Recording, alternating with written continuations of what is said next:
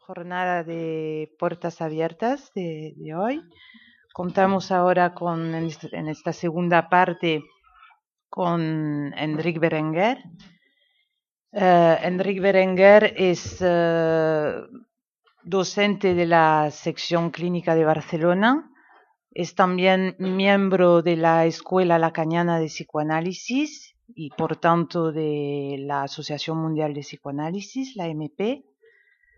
Ha sido traductor de varios seminarios de Lacan y de muchísimos artículos, de libros también. Dirige la colección La Palabra Extrema y es autor de por lo menos 2 libros de cómo uno se titula Cómo se construye un caso y el otro La significación del falo y también autor de varios artículos publicados en revistas internacionales de psicoanálisis. Le paso la palabra. Bien,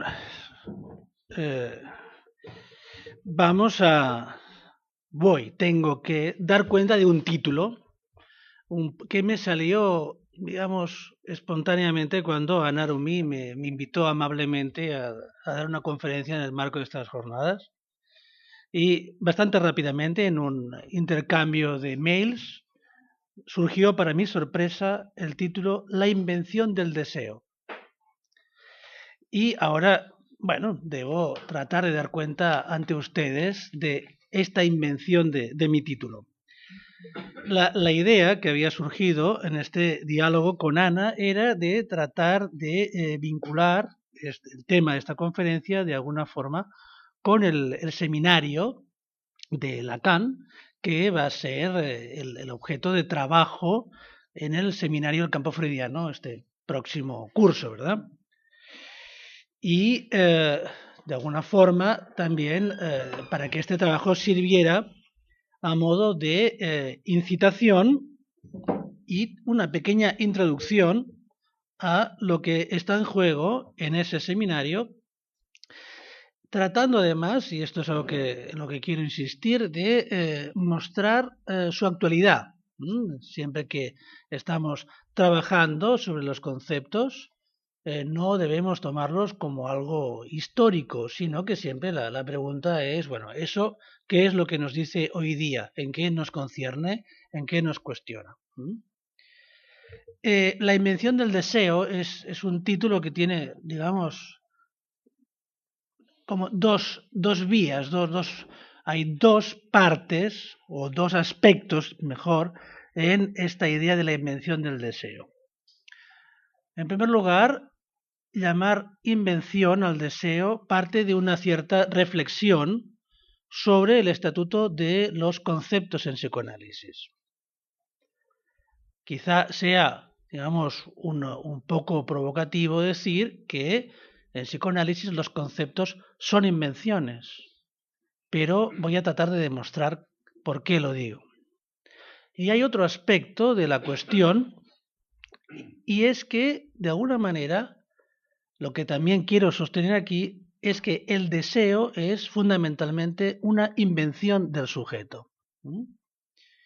Y que, de alguna manera, es una invención fundamental que, de alguna manera, orienta al sujeto con una brújula que, paradójicamente, él mismo construye. Estos son, de alguna manera, los dos aspectos de la cuestión que quería tratar. Primero diré algo sobre esta idea de que los conceptos siempre son inventados. Claro, ustedes dirán, bueno, nos hacen venir aquí a la sección clínica para hablarnos de sus invenciones. No parece, al menos desde el punto de vista de un paradigma universitario del saber, es un poco extraño, ¿no? Seguramente muchas personas universitarias abandonarán la sala inmediatamente y dirán, no queremos saber nada de la sección clínica, ¿verdad? Pero de alguna forma pienso que llamar a los conceptos invenciones es algo que está en el espíritu mismo de la enseñanza de Jacques Lacan. Porque si los conceptos no fueran invenciones, sería impensable porque a lo largo de tantos años Lacan sostuvo una enseñanza en la que cada año dijo una cosa diferente. ¿Y esto cómo se entiende? Para mí, la mejor forma de entenderlo es que, en efecto, Lacan estaba produciendo en cada momento la teoría que permitía dar cuenta de su propia práctica analítica. Y eso no solamente como psicoanalista, porque, como el propio Lacan insistió, él se situaba en su seminario como analizante. Es decir, que el propio Lacan pensaba que los conceptos no formaban parte de una doctrina, digamos, encerrada en un tratado, sino que de alguna forma era algo que tenía que estar siempre in the making, en proceso. La verdad es que deberíamos preguntarnos siempre si esos conceptos que inventó Lacan para dar cuenta de su propia práctica analítica como analista y como analizante, realmente dan cuenta de nuestra práctica como analistas y como analizantes. En ese sentido, de alguna forma, pienso que el análisis de cada uno y la práctica analítica de cada uno es también una puesta en cuestión de uno mismo, de su posición en relación a esos conceptos de la doctrina, pero también es una puesta en cuestión de los conceptos mismos. Algo, de alguna forma, que el propio Lacan nos mostró con su ejemplo, porque él era el primero que estaba permanentemente, incesantemente, infatigablemente, incluso molestamente para su auditorio, cuestionando sus conceptos. Vemos que a lo largo de los años hay muchos momentos en que algunos de los alumnos de Lacan estaban contentos porque creían que ya tenían el tratado, ya tenían la teoría lacaniana. Y cada año Lacan iba generando especialistas en ese momento de la doctrina, que realmente parecían saber más que el propio Lacan de los conceptos que le había inventado. Por ejemplo, el Seminario Quinto, las formaciones del inconsciente, generó una legión de especialistas en metáfora, metonimia, el deseo, la metáfora paterna, y vemos que en el seminario siguiente, el 6, del que nos ocupamos ahora, Lacan ya ha puesto el punto de mira en otra cosa. Empieza a ocuparse de lo que él llamará el fantasma.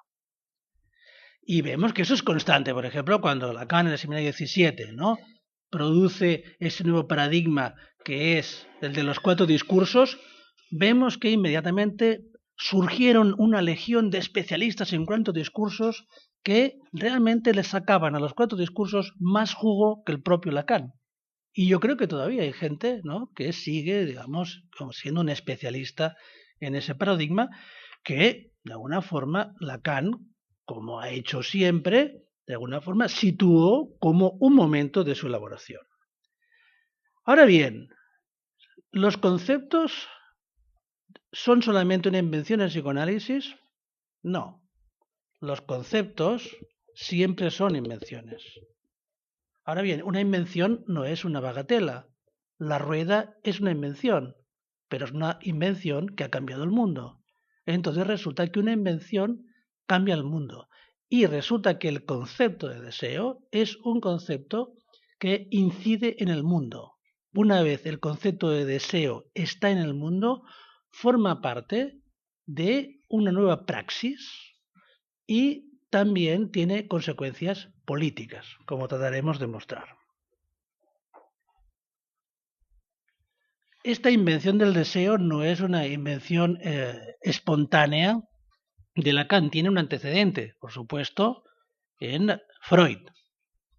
Freud, de alguna forma, pudo escuchar que en el inconsciente, en las formaciones del inconsciente de los pacientes que él escuchaba, que en última instancia son los verdaderos inventores, según el propio Lacan, que el propio Freud decía que él había descubierto algo, pero lo había descubierto en sus pacientes, y ese descubrimiento es lo que Freud llama el deseo del sueño, el deseo inconsciente, ¿verdad? Ahora bien, la cuestión es que en Lacan, esta invención freudiana alcanza una dimensión distinta. Voy a decirlo de una manera muy resumida, porque se trata simplemente de acentuar algo que está justamente en el seminario sexto.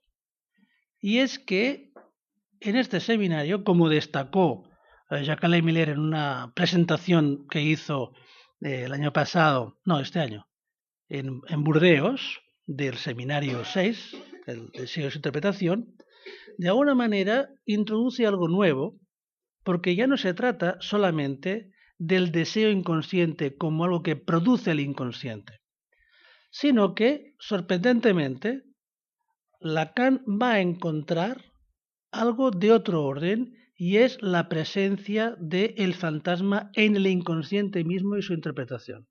Sé que esto les puede sonar un poco abstracto, pero verán que es sencillo. Quiere decir que no es solamente el inconsciente como una máquina automática que interpreta, sino que realmente el sujeto hace cosas incluso en su inconsciente y con su inconsciente. Y que de alguna manera el sujeto es partícipe, interviene en esa interpretación del inconsciente. Y esto es fundamentalmente lo que en ese momento empieza a articular Lacan con la idea de fantasma. Es decir, inventamos nuestro deseo, lo producimos.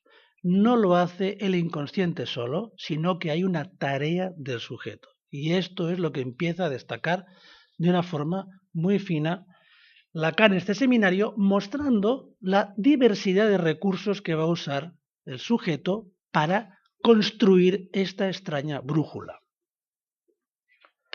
Ahora bien, ¿de dónde viene para Lacan este interés por el tema del deseo? Ya hemos dicho por un lado que hay este aspecto, ¿no?, de recoger algo del descubrimiento freudiano.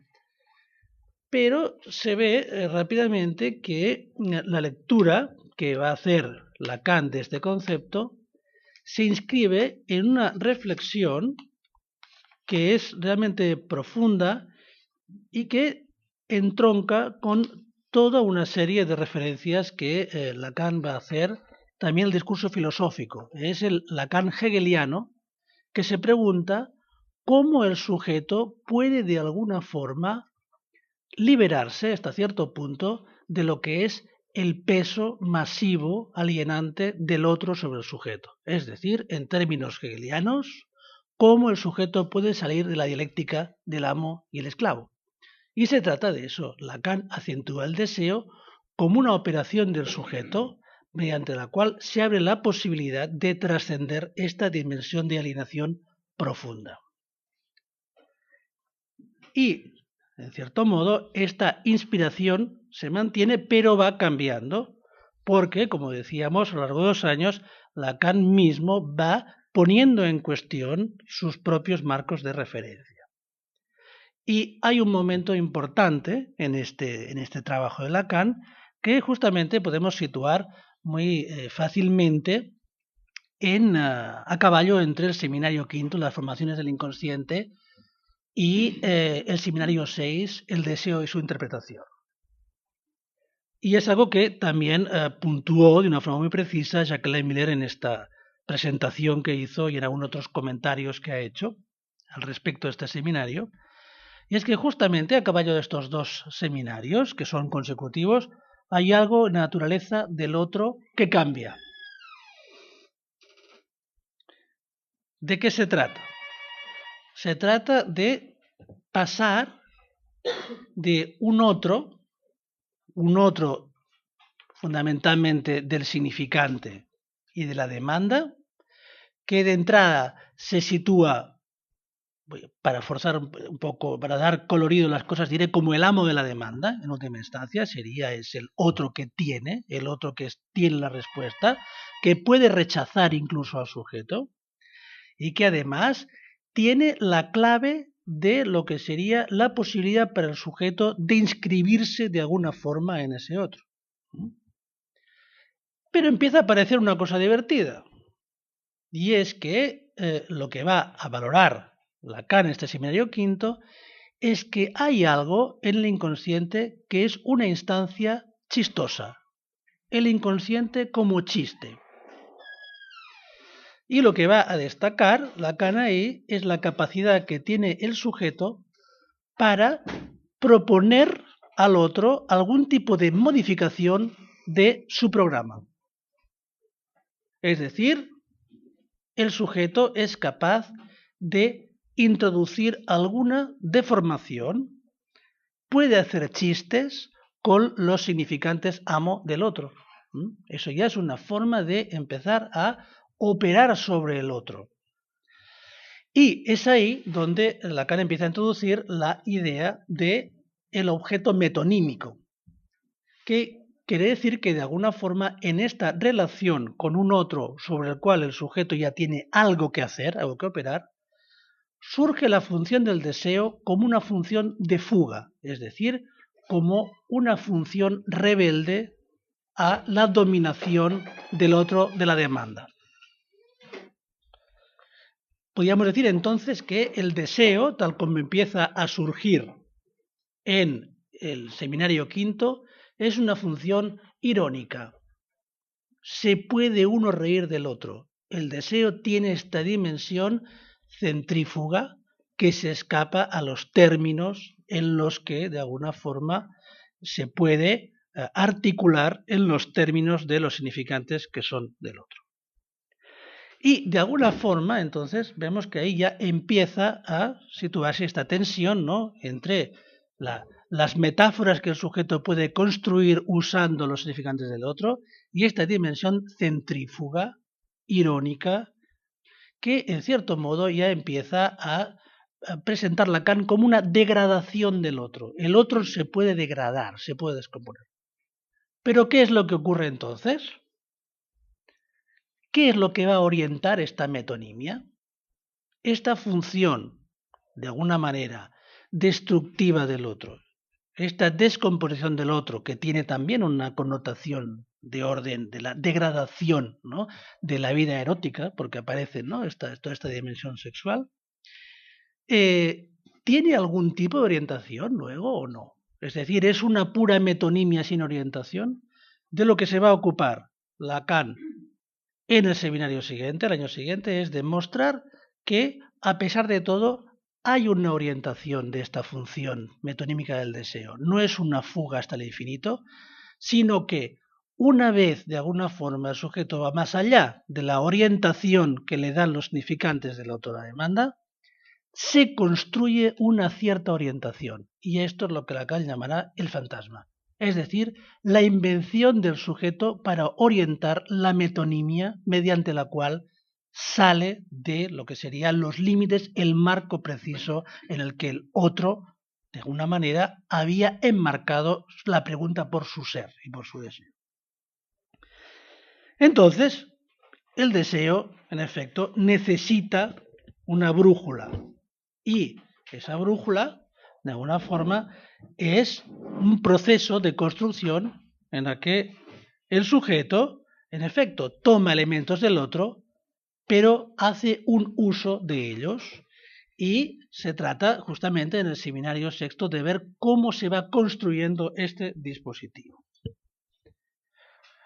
Pensando en esta charla que se va a dar, se me ocurrió, inventé una pequeña cosa. Yo mismo pensaba, es un poco atrevido, pero me voy a atrever a hacer una especie de pequeño grafo ahí en la pizarra. Es una invención mía, no la van a encontrar en el texto de Lacan, pero se me ocurrió que podía situar de alguna forma esta cuestión que trato de destacar ante ustedes.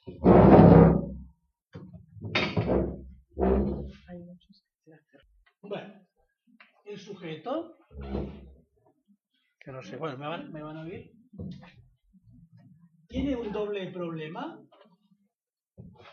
Un problema es el otro, del lenguaje, pero también hay otro problema, y es que se está grabando. Hay otro aspecto de la vida del sujeto que le enfrenta a cierta forma de división, que es su propia relación con su cuerpo vivo. El sujeto no es un cuerpo, sino que tiene un cuerpo. Y de alguna forma podemos decir, el sujeto está dividido también con respecto a su cuerpo, porque el cuerpo es algo, lo que Freud describe como lo del orden de la pulsión, que de alguna manera él no controla, pero a lo que tiene que hacer frente necesariamente.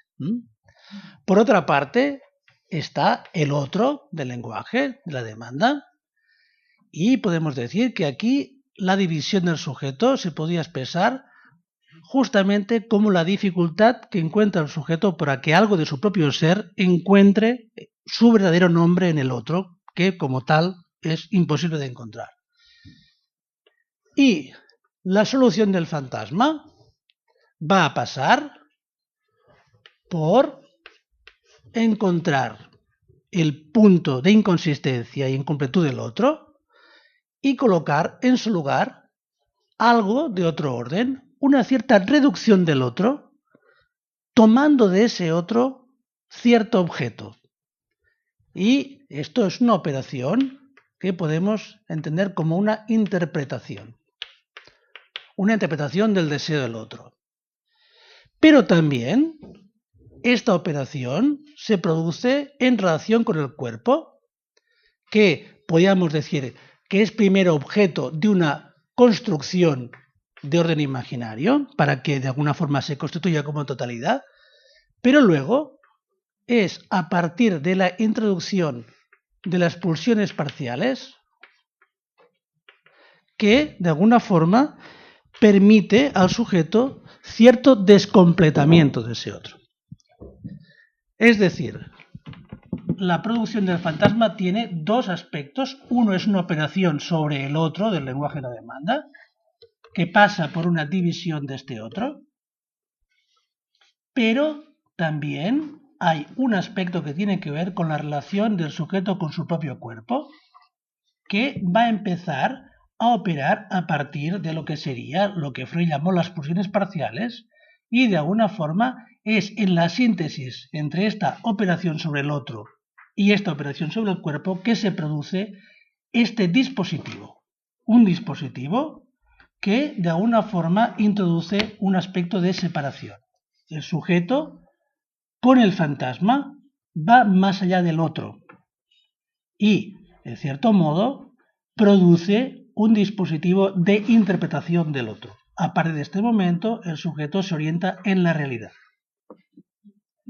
Fundamentalmente, el fantasma es un dispositivo de interpretación.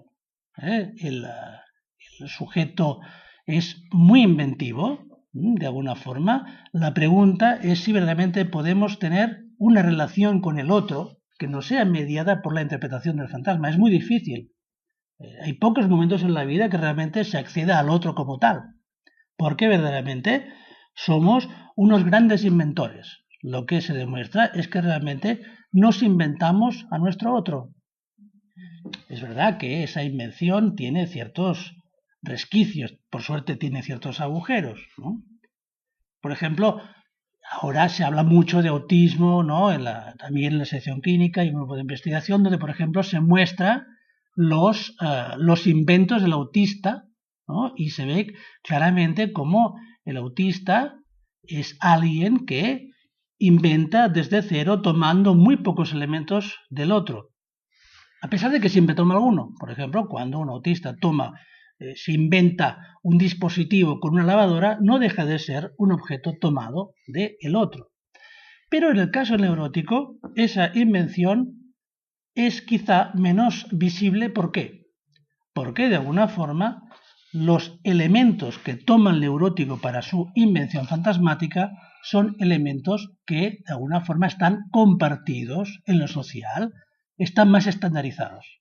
Por ejemplo, cuando hablamos del falo, ¿de qué se trata? Se trata de un tipo de objeto que forma parte de esta operación, pero que de alguna forma también forma parte de una regulación social y discursiva. Es decir, en teoría somos menos originales que los autistas porque los objetos que usamos y los significantes que tomamos también están en un discurso social, pero cuidado, eso no quiere decir que no haya una invención y Es cierto que eso se puede ver, por ejemplo, en la clínica de la neurosis, que sin llegar, por supuesto, a la dimensión interpretativa de la paranoia, vemos muchas veces que el sujeto suele tener una interpretación previa para cualquier comportamiento del otro. Es decir, eso lo vemos. Hay personas que de alguna forma son muy activas en esta invención del otro y nos damos cuenta de que cualquier cosa que les digamos siempre va a ser algo que alimente una interpretación previa. Bueno, el fantasma es este dispositivo de interpretación. Bien, entonces, de alguna forma, ¿no?, vemos que el fantasma es una construcción que implica una invención, y esa invención precisamente va a tratar de resolver dos problemas. Por un lado, un problema en relación con el otro lenguaje. El otro no tiene respuesta para lo que es verdaderamente el ser del sujeto. Pero también hay otro problema que tiene que ver con la relación del sujeto con el cuerpo. Precisamente porque la pulsión no tiene objeto, porque no tenemos un instinto, el fantasma introduce un objeto en ese vacío de la pulsión y, de alguna manera, va a introducir una regulación en este dispositivo pulsional. Ahora bien, vemos, en efecto, que el fantasma, entonces, es un dispositivo que tiene cierta dimensión subversiva del otro. Por eso, en el seminario 6, Lacan destaca que esta función del deseo guiado por esta brújula fantasmática, de hecho, apunta aún más allá del Edipo. En cierto modo, el fantasma tiene algo siempre de perverso, es decir, siempre tiene algo de una cierta oposición al otro, y lo que destaca Jacques Miller en esta presentación que hizo del seminario es justamente esta dimensión, la dimensión inconformista del fantasma, que de alguna forma lo acerca a cierto aspecto de perversión común. No hablamos de los grandes perversos, no hablamos de las perversiones extraordinarias. De la misma forma que hablamos de las grandes psicosis y lo de las psicosis ordinarias, también podríamos hablar de cierta dimensión de perversión ordinaria, ¿no? En este sentido, por ejemplo, es muy interesante ver que en un texto, en un escrito, Lacan se refiere a la perversión como algo que dice apenas acentúa la función del fantasma en la neurosis, y destaca que muchas de las cosas que luego el perverso va a retomar en su trabajo más serio forman parte de una cierta perversión común, que al fin y al cabo es la continuación de ciertos recursos que están ya al alcance del niño como perverso polimorfo. Entonces, de alguna forma, vemos que el fantasma tiene esta función de apuntar aún más allá del Edipo y, en cierto modo, también encarna cierta dimensión de inconformismo.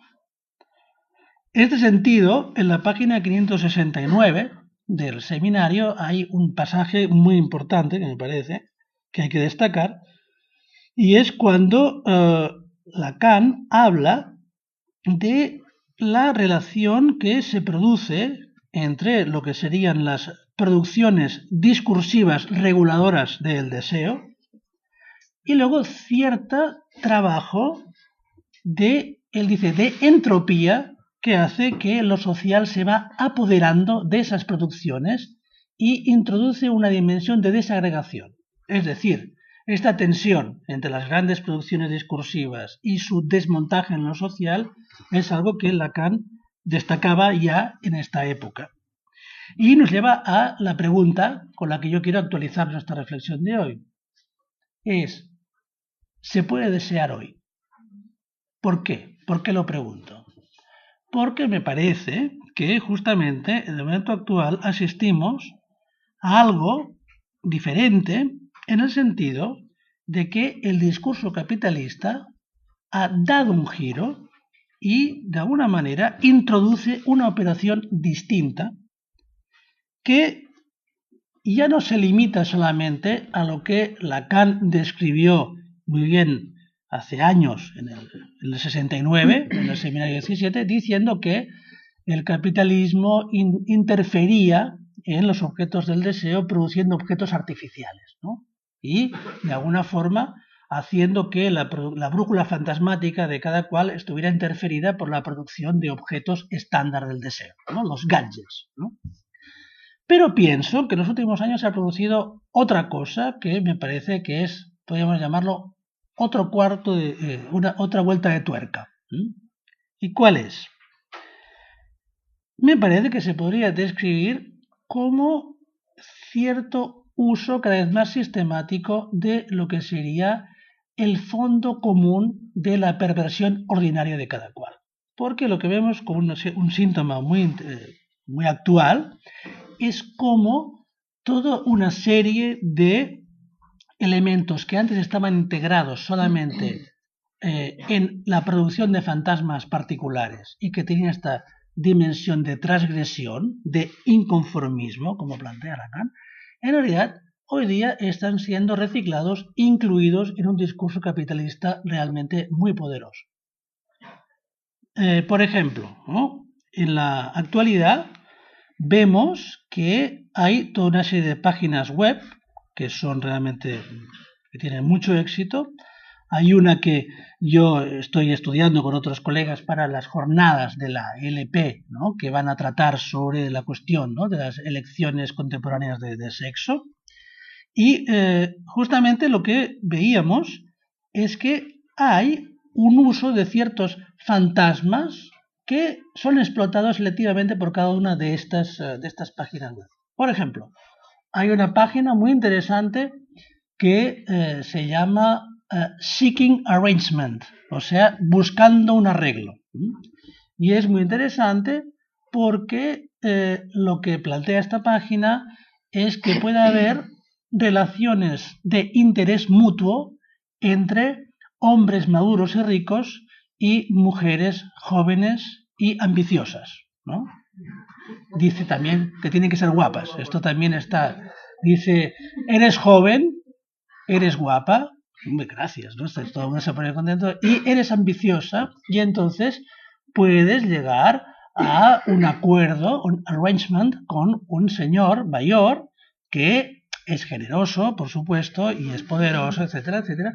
Y es muy interesante porque no saben ustedes el nombre que le han puesto, porque son figuras, ¿no? Todo esto son como juegos de rol, y entonces el hombre rico y generoso ocupa la función de Sugar Daddy, ¿no? Es el papá dulce, que ha sido traducido a la versión latina de esta página, es papacito.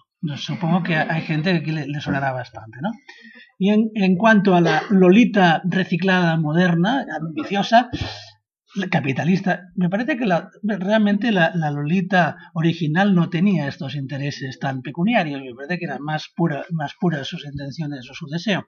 Pero ahora este nuevo modelo de Lolita capitalista se llama Sugar Baby.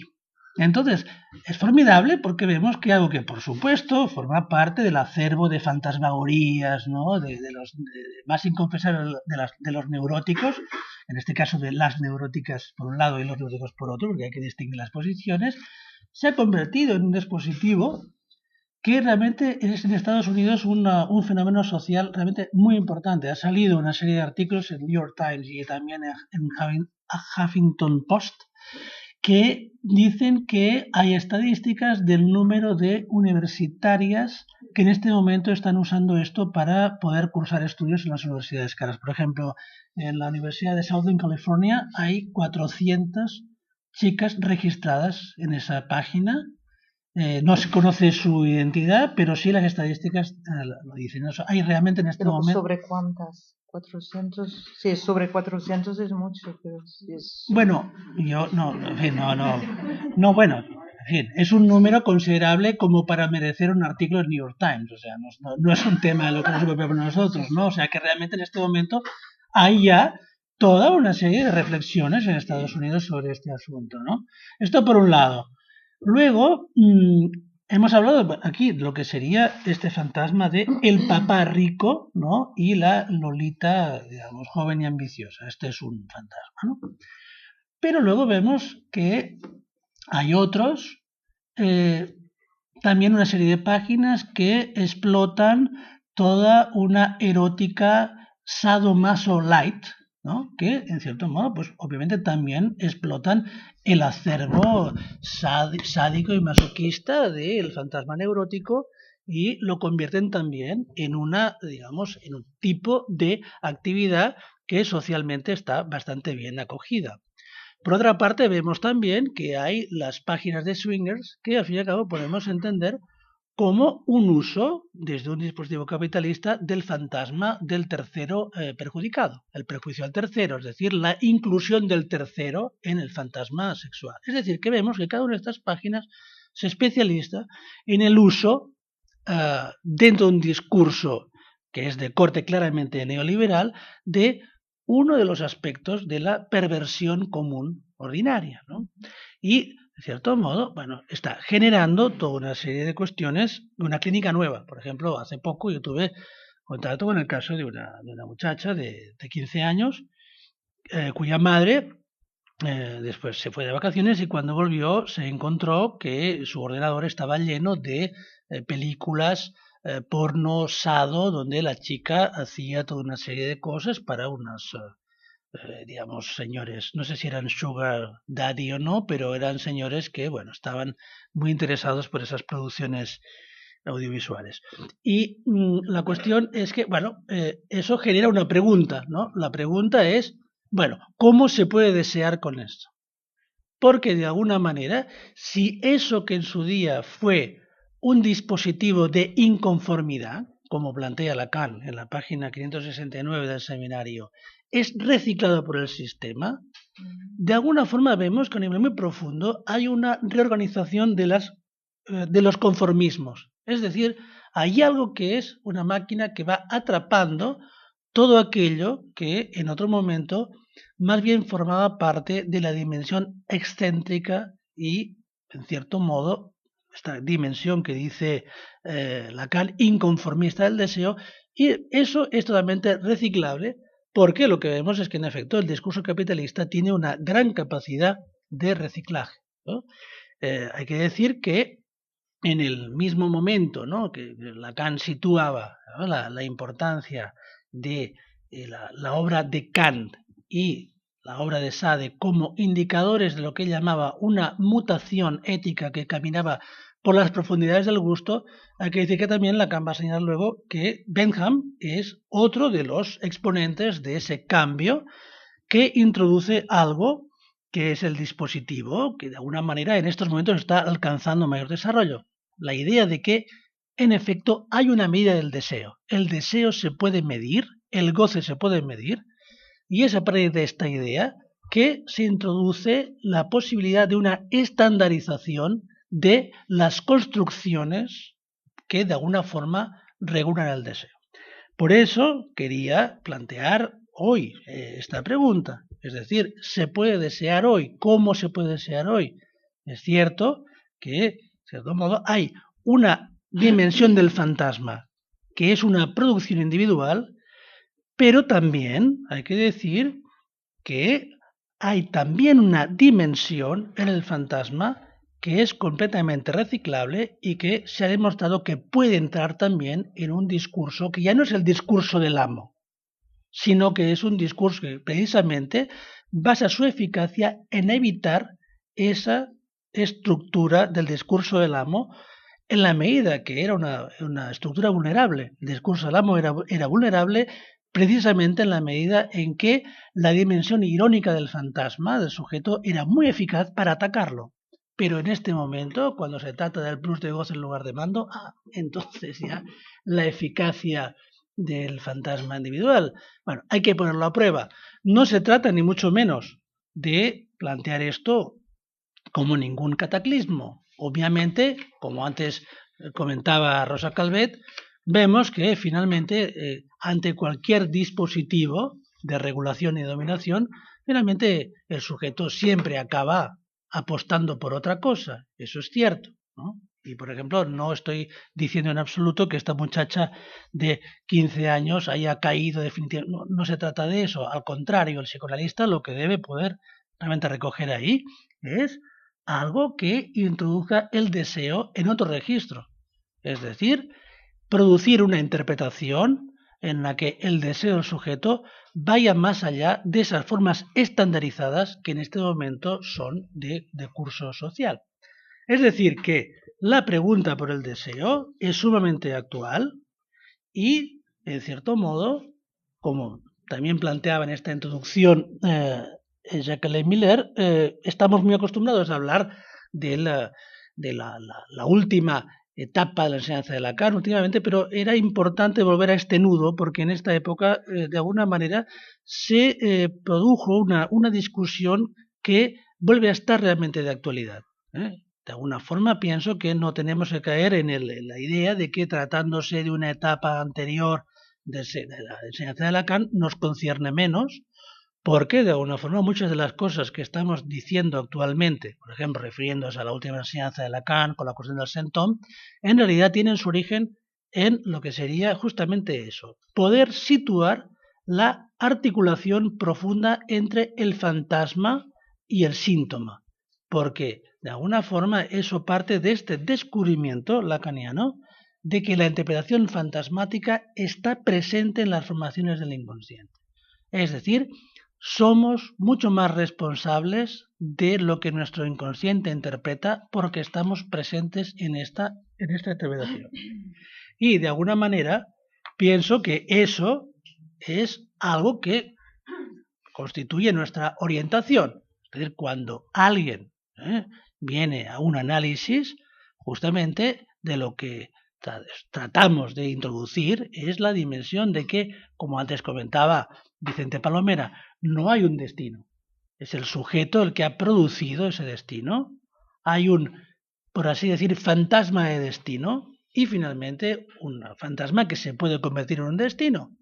Pero de lo que se trata en un análisis es de esto, demostrar que allí donde el sujeto creía que había recibido de alguna manera un destino del otro, es algo que él ha interpretado y que esa interpretación tuvo todo su valor en un momento determinado, pero no es la última palabra.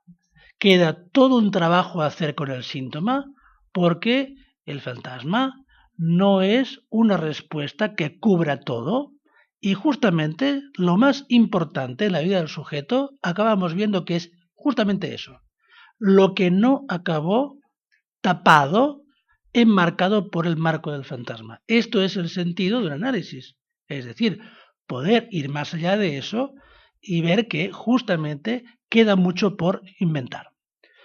Pienso que esta orientación, queda mucho por inventar, debería estar presente, ¿no? Tratamos de que esté presente en nuestro trabajo también en la sección clínica. Y realmente esto es lo que hacemos, no tratamos de transmitir un saber establecido. Los textos nos cuestionamos a los textos. Y de alguna forma eso es una orientación que preside a todo lo que hacemos. También hay que decir que no se puede pensar solamente, aisladamente, esta dimensión del saber expuesto. La sección clínica es un lugar donde el saber se expone, pero no hay que olvidar que lo más importante es cómo cada uno puede establecer algún tipo de tensión entre el saber expuesto y el saber que se produce en el propio análisis. Los conceptos de los que aquí hablamos no tienen ninguna validez, son validados en el análisis de cada uno. Esto realmente es fundamental. Deseo tendrá algún sentido para mí o para ustedes si cada uno en su análisis puede realmente hacer una lectura particular de lo que está en juego. Y si no, realmente estamos perdiendo el tiempo. Por otra parte también hay que decir, no solamente está el saber expuesto en la sección clínica y el saber supuesto y elaborar el propio análisis, también está la escuela como un lugar donde justamente los analistas acuden ¿para qué? Acuden para no enamorarse de su saber, para no dormirse con los conceptos, ni los de Lacan, ni con los suyos, y de alguna forma aceptan poner en cuestión ese saber, poniendo de relieve hasta qué punto la lectura que cada uno hace de ese saber depende de su trabajo analítico. Eso evidentemente se pone de manifiesto en el más alto grado en el trabajo o en la exposición de testimonios del pase. Pero hay que decir que eso debe estar presente en todo. Es decir, siempre que nombramos un concepto, tenemos que tener en cuenta que de alguna forma, en última instancia, el referente es la experiencia analítica de cada cual, pero también hay que estar abiertos al cuestionamiento, porque, por supuesto, nuestra experiencia individual no se puede alzar, digamos, a lo que sería un valor de referente universal para todos. Y es, digamos, en este trabajo a tres bandas que tratamos de hacer avanzar el psicoanálisis y tratar justamente de responder a cuestiones tan concretas como eso. ¿Qué quiere decir hoy todo esto? ¿Qué sería desear hoy? Dentro de la sección clínica, bueno, tenemos una serie de distintos apartados para organizar el trabajo y hay un área en la que yo estoy trabajando, no voy a leerlo todo, pero que de la que yo he estado trabajando, que le hemos llamado extensiones del seminario, ¿no? Y tiene que ver con esto, ¿no? Con conseguir que el trabajo que se hace en el seminario del campo freudiano sea un trabajo del que todos participemos de la forma más activa posible, y que no sea solamente que alguien que sabe mucho de fuera venga y nos cuente, sino de alguna forma poder abordar el texto a partir de un trabajo previo, un cuestionamiento previo que nos permite en el seminario, podríamos decir, con nuestras preguntas.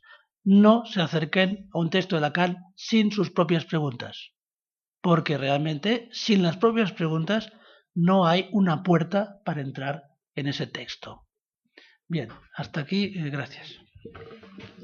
Bueno.